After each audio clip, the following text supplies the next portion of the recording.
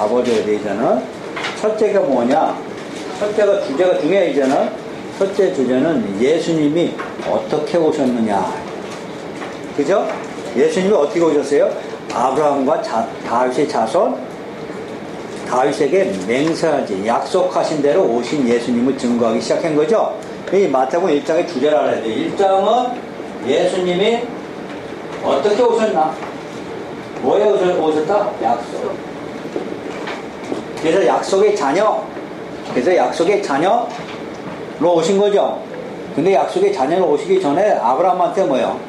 약속의 자녀가 이삭이 태어나는 거예요. 그래서 이삭이 예수 그리스도의 십자가에서 죽으시는 예표로 나온단 말이에요.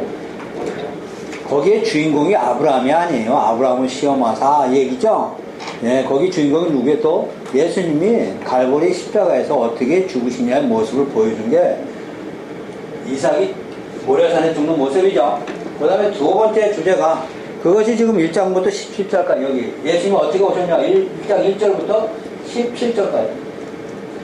그 다음에 두 번째가 예수님이 어떻게 탄생됐냐요. 예수님이 어떻게 오셨냐. 여기 어떻게 오셨냐. 약속에 의해서는 어떻게 탄생되셨냐. 성령으로 잉태. 그 다음 세 번째가 무엇 때문에 오셨냐요. 왜 오셨는가. 죄에서 구원할 자.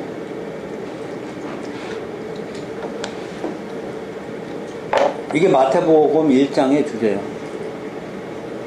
어떻게 오셨나. 약속의 근거에서 오셨다. 그리고 두 번째가 어떤 모습으로 오셨냐. 성령으로 잉태해서 오셨다. 그래서 제1아담은 아담으로부터 만들어졌고 제2아담이 성령으로 잉태됐다. 다시 말하면 그리스도 안에서 이미 우리를 예정하신 거예요. 그리고 세 번째가 그는 왜 오셨냐요. 그것이 21절 22절이죠. 죄에서 구원할 자이심. 그래서 하나님이 우리와 함께 계시다 하면 임마누엘 사상 읽어먹으면 안 돼요. 자, 이제 2장 봅니다. 자, 2장 1절 봅니다. 헤롯 왕 때 예수께서 유대 베들레헴에서 나심에 동방으로부터 박사 들이 예루살렘에 이르러 말하되 유대인의 왕으로 나시니가 어디 계시냐. 우리가 동방에서 그의 별을 보고 그에게 경배로 왔노라 하니. 여기 유대인의 왕. 그래서 예수님이 십자가에 죽으실 때 유대인이 왕이라고 썼죠. 예, 그것처럼 지금 이스라엘 백성들이 지금 원하는 게 뭐예요? 다윗처럼 유대인은 왕으로 오실 메시아를 기다리고 있었죠. 그 메시아가 바로 예수가 유대인이 왕이라고 지금 설명하고 있어요.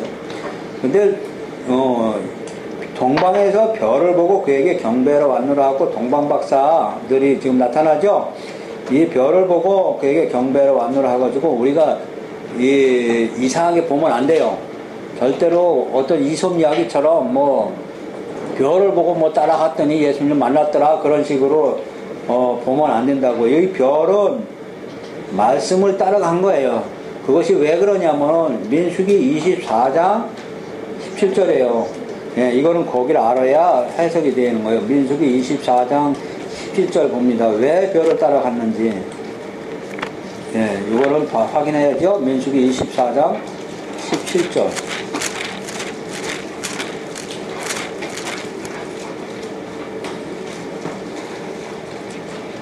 자, 17절 봅니다.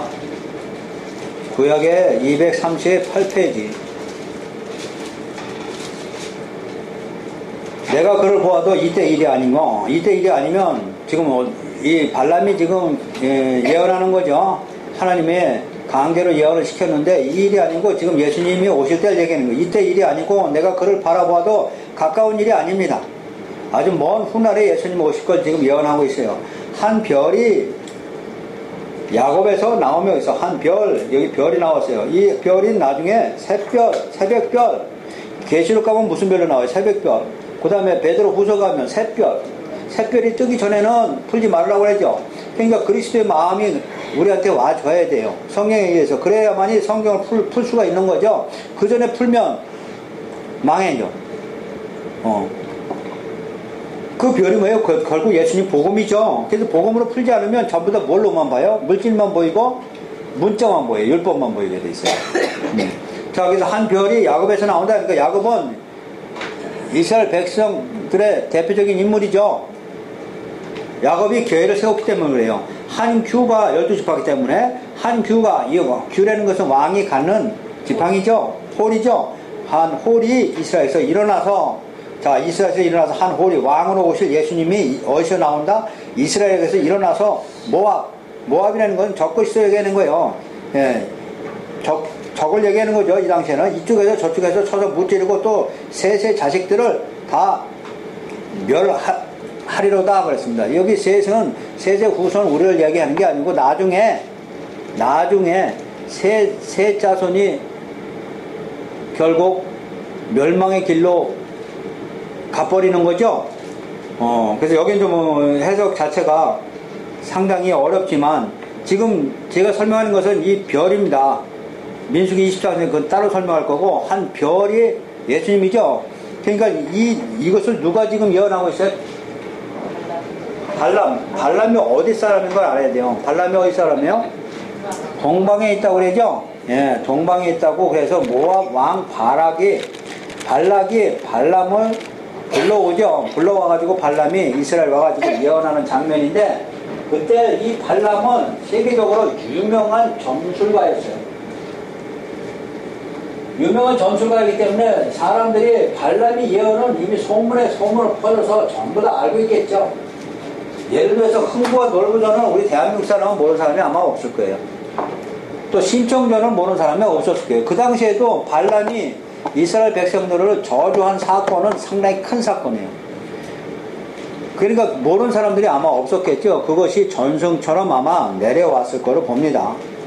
그런데 이 별을 보고 동방박사들이 이제 따라왔다는 것은 민수기에 기록된 말씀을 따라왔다고 봐야 됩니다. 별을 어떻게 따라갈 수 있어요? 무슨 얘기인지 아셨어요? 예, 민수기에 기록된 말씀을 따라서 지금 이방인이 온다는 걸 얘기하고 있는 거죠. 지금 누가 들어와요? 유대인들은 모르고 눈이 멀어서 있는데 이방인인 동방박사들이라고 지금 마태가 지금 이 사건을 통해서 기록하고 있는 거죠.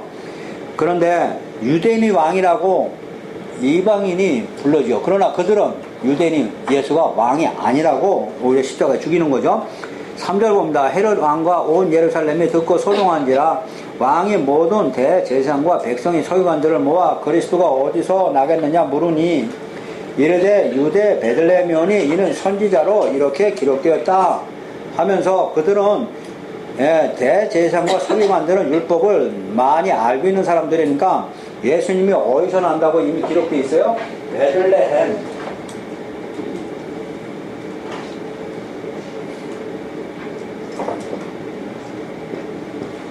그래서 요한복음에 가면 예수님이 나다니엘 부르는 장면 나오죠. 나다니엘 무화과 밑에 있었죠. 그러니까 빌립이 자기 친구 나다나엘한테 가서 뭐예요? 메시아를 드디어 만났다. 그러니까 메시아가 어디서 왔냐? 그러니까 나사렛에서 온 예수다. 그러니까 무슨 나사렛에서 선한 것이 나랴 이러죠. 나사렛에서 뭘 선한 것이에요? 예언이 어디 있어요? 베들레헴에서 난다고 그랬지. 나사렛은 아니다. 그런 얘기가 유대인들은 전부 미가에서 5장 2절에요. 베들레헴에서 날 걸 이미 그들은 다 알고 있었어요. 근데 동방박사들은 지금 베들레헴으로 찾아가고 있는 중인데 이 유대인들은 선지자가 기록된 말씀을 알고는 있었으나 믿지는 아니했던 사람들이에요.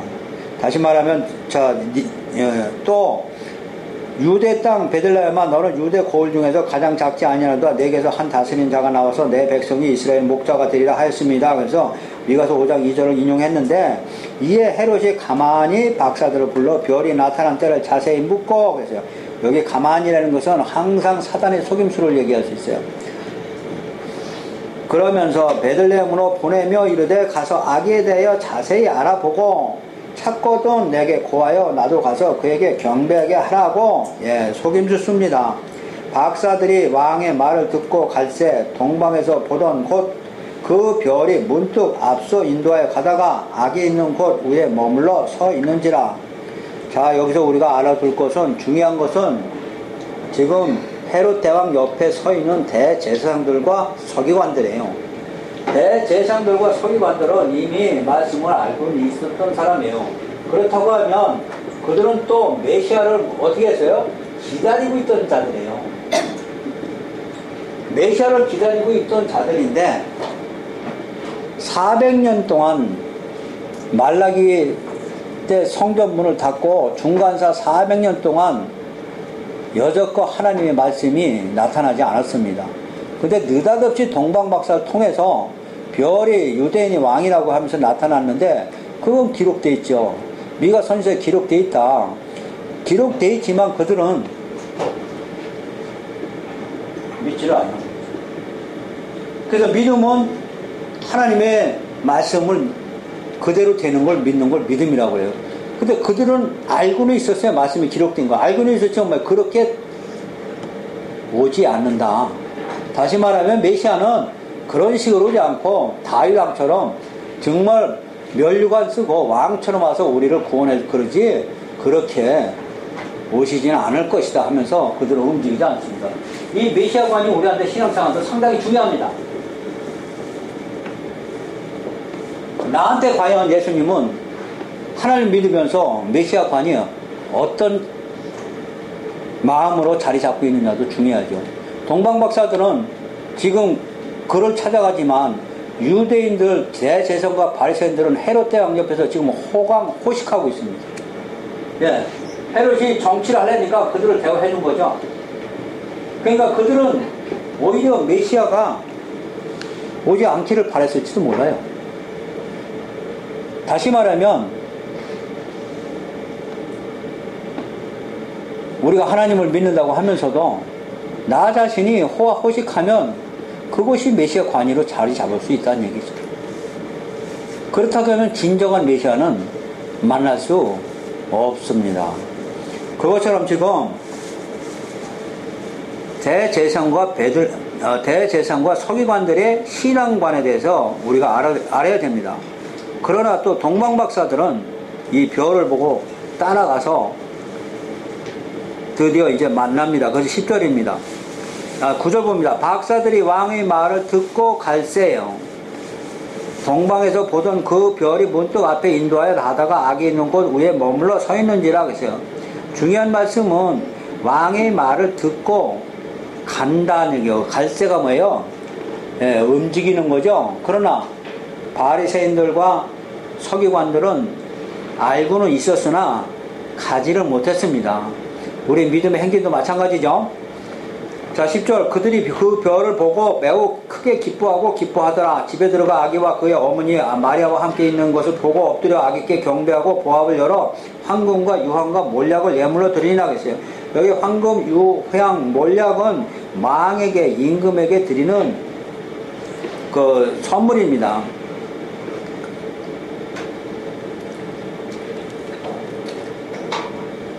이거 하나하나 해석하면 이 황금은 뭐예요?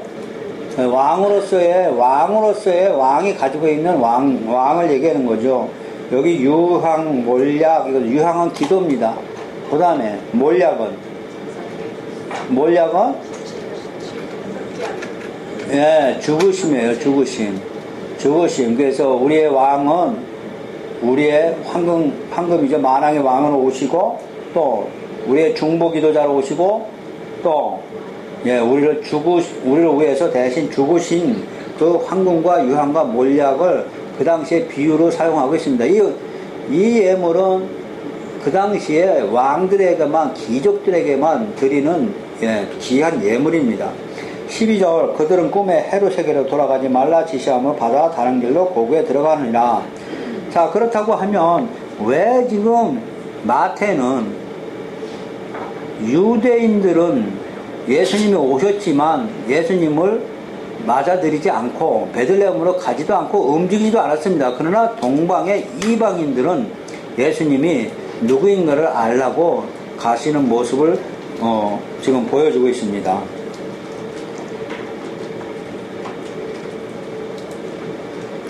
우리 그 민수기 24장에 보면은 다시 한번 봅니다. 민수기 24장 잠깐 봅니다.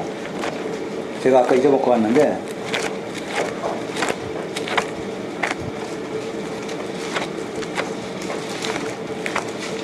민수기 24장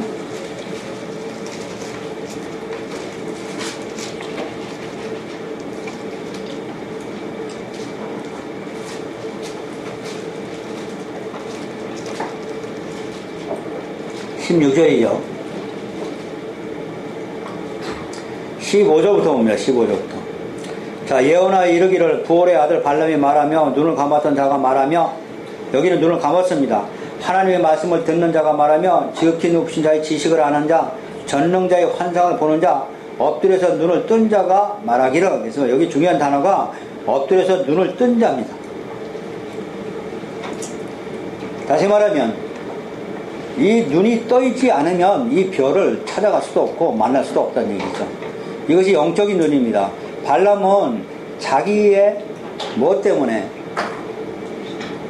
자기의 그 배만 채우려고 탐심에 의해서 하나님의 이스라엘 백성들을 저주하라고 갔죠. 돈 받았죠. 그래서 돈 때문에 눈이 먼저입니다. 그것이. 그러나 실제로 하나님의 눈을 뜨고 보니까 다시 말하면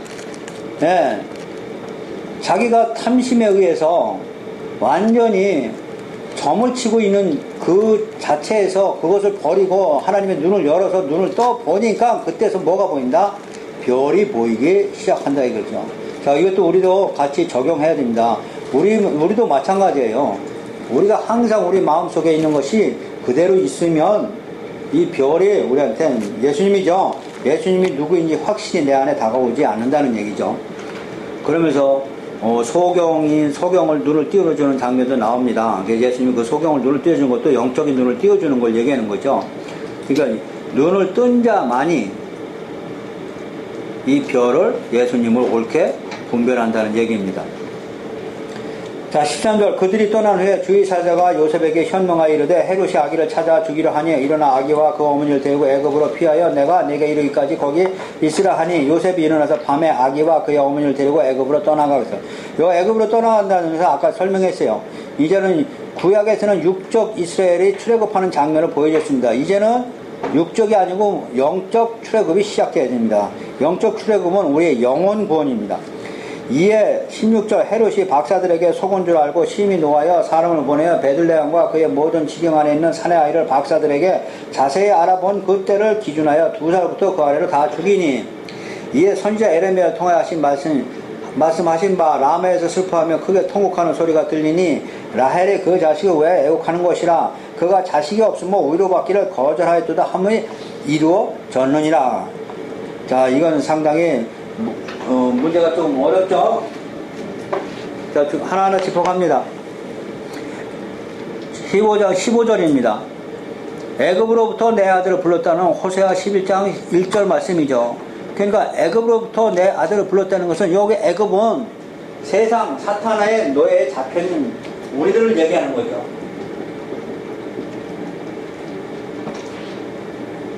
그래서 우리들 때문에 이 애굽까지 다시 내려가십니다. 그래서 내려가고 나서 다시 광야에서 사단의 시험을 받고, 그러고선 사단을 물리치고, 그것이 이제 사장이지만은 물리치고 다시 올라와야만이 이제 영적 출애굽이 됩니다. 우리도 영적 출애굽이 어떻게 이루어졌는지를 알아야 되는 거죠. 우리는 세례받고 교회에 오면은 일자는 뭐가 이루어졌어요? 육적 출애굽이 이어졌습니다. 그러나 영적 출애굽은 6월 어린 양으로 나왔지만은 영적 출애굽은 예수님의 십자가 의미를 통하지 않고는 절대 나올 수 없습니다. 우리 민수기에 가면은 가데스 바다에서 그 바네아에서 40년간 돌고 다시 원위치 와가지고 그 다음에 이스라엘 백성들이 출발하는 시점에서 6월절 지키고서 출발하는 장면이 나와요. 그러면서 진을 치고 하면서 계속 나오는 장면 나오죠. 거기서부터 십자가 의미를 깨닫지 못하면 절대로 영적 성숙이 되지 못해. 이제는 영적 성숙이 돼야 되는 거죠. 육적 출애굽이 구약이고 영적 출애굽은 지금 신약 지금 얘기한다고 그랬어요. 그래서 2살부터 16절입니다. 헤롯이 다 죽이려고 2살 때부터 그 아래로 다 죽이니 하면서 여기는 이미 예수님이 오시면 모든 천하 만민이 이방인들까지 구원이 얻으니까 예수님을 못 오게 하는 사단의 적그리스도로 봐야 됩니다. 이것이 계시록 가면 전부 짐승이로 나오는 거죠. 이것은 이때만 있었던 얘기하고 이미 구약에서 바로를 통해서 보여줬습니다. 모세가 나올 때 어린아이들을 다 죽이라는 거하고 똑같습니다. 이 전쟁이 이제는 어디까지 가요? 예, 계시록까지 계속 가는 거예요. 그 창세기 3장 15절에 여자의 후손과 뱀의 후손과의 전쟁이 계시록까지 계속 가는 거예요. 이 전쟁에 넘어가느냐 안 넘어가느냐는 이제 말씀이 네 안에서 있느냐 없느냐에 따라서 우리는 넘어가고 안 넘어가고 이제 결정합니다. 자, 이에 선지자 에레미야 통하신 말씀이 18절 라마에서 슬퍼하며 크게 통곡하는 소리가 들리니 라헬입니다. 라헬. 그럼 과연 라헬은 어떻게 설명해야 될까? 이거는 이미 에레미야에 나온 말씀이죠. 그럼 창세기 또 살펴봐야 됩니다. 창세기에서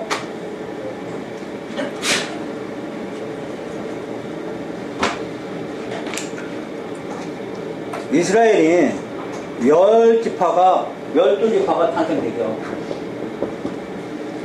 제일 첫째가 레아입니다. 그 다음에 레아의 종입니다. 그죠? 그 다음에 두 번째 부인이 라헬이고 라헬의 종들입니다. 근데 야곱이 진정으로 사랑했던 사람은 라헬입니다. 야곱이 사랑했다는 이야기는 참 이스라엘은 진짜 라헬을 통해서 나타난다는 얘기예요.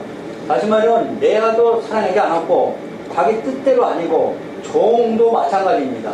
이 아들 경쟁은 통해서 몇 명 나옵니까? 10명 탄생입니다. 10명. 라헬을 통해서 요셉과 베냐민이 나옵니다. 근데 중요한 것은 제가 창세기 가면 다시 설명할 겁니다. 요셉은 이 중에 2명 중에 하나가 요셉이 예수님의 예표로 나오고 이 베냐민이 나중에 교회 대표로 나옵니다. 이거는 제가 설명한다고 그랬어요. 여기는 여러분 이해 못해요. 이 10명이 결국 내 뜻에 관계없이 약속에 의해서 태어난 게 아니고 이 10명이 결국 율법적으로 태어난 걸 의미합니다. 그래서 나중에 이 10지파가 북이스라엘로 떠나가게 되죠. 북이스라엘로 갈라지고 결국 나중에 남은 지파는 여기는 요셉이지만 더 가면 유다와 베냐민이 남습니다. 이 베냐민이 상당히 중요합니다.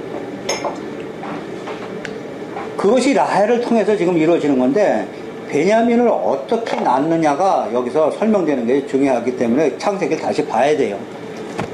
창세기 몇 장이에요? 35장이죠?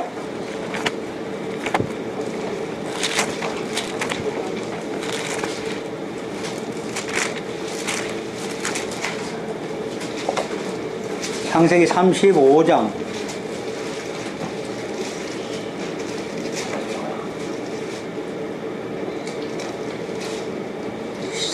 16절 봅니다. 그들이 베델에서 길을 떠나 에브라스에 이르기까지 얼마간 거리를 둔 곳에서 라헬이 세산하게 되어 심히 고생하여 그가 난산할 즈음에 산파가 그에게 이르되 두려워하지 말라 지금 내가 또 등남하느니라 하매 그가 죽게 되어 그의 혼이 떠나려 할 때 아들의 이름을 베논이라 불렀다. 이 베논이는 그의 아버지는 그를 베냐민이라 불렀다.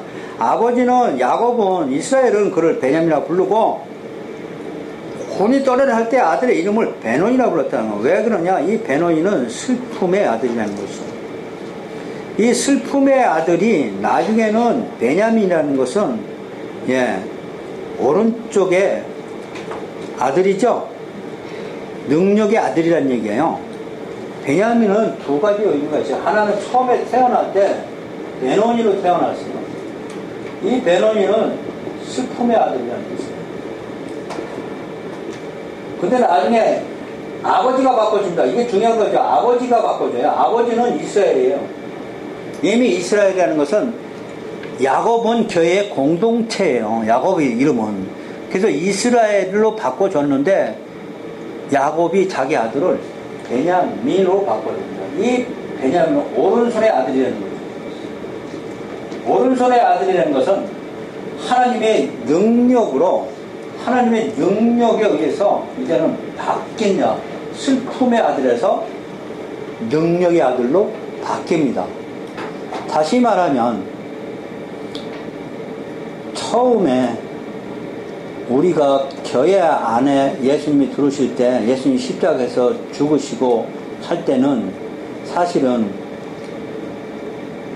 베냐민은 우리의 모습인지 몰라요. 우리의 아마 모습과 똑같았을 거예요. 우리는 슬픔이었었는데 예수님이 십자가에 승리하심으로 우리는 슬픔의 이름이 베노니에서 우리가 베냐민으로 바뀌었죠. 그죠? 우리가 어떻게 바뀌었어요?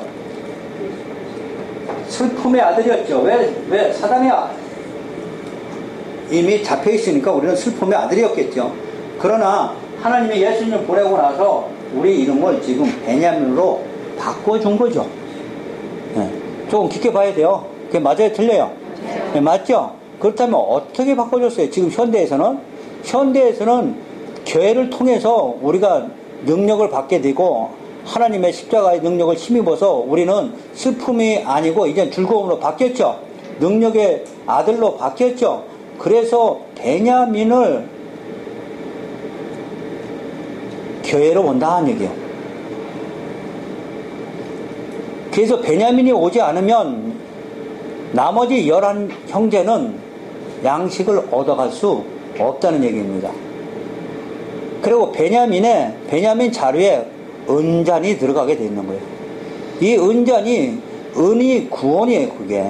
그래서 베냐민 교회 안에 은잔이 들어가서 그 은잔이 발견돼서 다시 돌아오고 나서 형제가 화합하고 그것이 뜻을 이루면서 양식을 얻어가지고 아버지한테 돌아가는 게 창세기예요. 전번엔 제가 이 얘기를 안 했어요. 네, 상당히 어렵기 때문에 안 했어요. 이제 무슨 얘기인지 알아들으셨죠? 네, 그래서 베냐민이 교회를 봅니다. 그리고 요셉이 그 당시에는 거기는 예수님의 죽으심과 부활에 예수님이 와서 사역하실 것을 보여준 게 요셉이죠. 그래서 요셉이 자기 동생 베냐민에게 5배의 축복을 줬다. 다시 말하면 베냐민 교회라고 그랬죠. 교회에 하나님이 엄청난 축복을 쏟아 붓는 것이 베냐민에게 5배 축복을 본 거죠. 동생과 형의 관계로 생각하면 안 됩니다. 다시 말하면 예수님과 교회는 한 몸이고 형제이기 때문에 베냐민을 들러서 말씀하신 것이죠. 그런 의미에서 베냐민을 낳고 어머니가 죽었습니다. 자, 어머니가 죽었는데 이 어머니가 죽고 베델 근처에 묻었죠. 못 올라갔습니다. 예를 들어서 다른 레아 자손이나 레아까지 전부 다 막벨라 굴에 묻혔죠. 근데 라헬은 묻히지 못했습니다. 라헬은 길거리에서 죽었고 죽었는데 그 앞으로 자기 아들들이 바벨론 포로 끌려가는 모습을 보니까 무덤 속에서 통곡하게 했죠. 근데 통곡한 거로 끝이지 않고 뭐라고 그러냐면 지금 마지막에 그가 자식이 없으므로 위로받기를 거절했다 그럽니다. 지금 마태복음에는 위로받기를 거절했다. 그 얘기는 자식이 지금 다 붙잡혀 갔죠. 그러나 이제는 라헬은 베냐민을 낳고 죽었는데 그 베냐민이 교회가 되고 예수님이 통해서 교회를 통해서 이제는 라헬의 슬픔이 사라져 간다는 얘기예요. 이제는 위로받기를 이제는 자식이 아닌 그 베냐민이 예표인 예수님을 통해서 정말로 이제는 자식이 아니고 실제로 자식이 없는 여자가 축복받는 시대가 열렸다. 그것은 어떤 의미냐? 자기 자식들 베냐민의 실제인 예수님이 오셔서 이제는 라헬을 위로해주기 시작했다는 의미입니다. 조금 어려운 내 설명이 조금 알아들으셨어요? 자, 그래서 신약에서는 베냐민 지파가 남유다에 남아있는 거죠.